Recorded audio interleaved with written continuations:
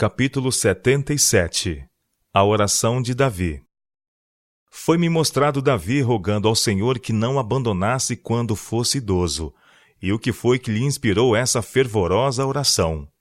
Ele viu que a maioria das pessoas idosas que o rodeavam não eram felizes, e que os traços lamentáveis de caráter aumentavam especialmente com a idade.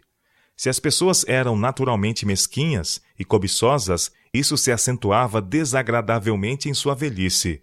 Se eram ciumentos, irritáveis e impacientes, tornavam-se mais ainda quando idosas. Davi afligia-se ao ver que reis e nobres, que pareciam ter o temor de Deus diante de si, enquanto se achavam no vigor da varonilidade, tornavam-se ciumentos de seus melhores amigos e parentes, quando se tornavam mais idosos. Receava continuamente que houvesse motivos egoístas nas manifestações de interesse dos amigos para com eles. Davam ouvidos a sugestões e conselhos enganosos de estranhos com relação àqueles a quem deviam confiar. Seus não refreados ciúmes inflamavam-se por vezes, porque nem todos concordavam com seu juízo falível. Terrível era sua cobiça. Pensavam muitas vezes que os próprios filhos e parentes desejavam que eles morressem, a fim de tomar-lhes o lugar e possuir-lhes as riquezas e receber as homenagens que lhes haviam sido prestadas. E alguns eram de tal modo controlados pelos ciúmes e sentimentos de cobiça que destruíam os próprios filhos. Davi observava que, se bem que a vida de alguns houvesse sido justa enquanto se achavam no vigor dos anos, eles pareceram perder o domínio de si mesmos ao sobrevir-lhes a velhice. Satanás penetrou-lhes no espírito e os dirigiu, tornando-os desassossegados e descontentes. Viu Davi que muitos dos idosos pareciam abandonados por Deus e se expunham ao ridículo e ao insulto por parte de seus inimigos. Davi sentia-se profundamente abalado. Ficou aflito ao pensar nos anos futuros, quando estivesse idoso. Temia que Deus o deixasse e que ele fosse tão infeliz como os outros idosos, cuja conduta ele observara, e exposto à desonra dos inimigos do Senhor. Com o coração opresso por isto, ele orou fervorosamente. Não me rejeites no tempo da velhice. Não me desampares quando se for acabando a minha força.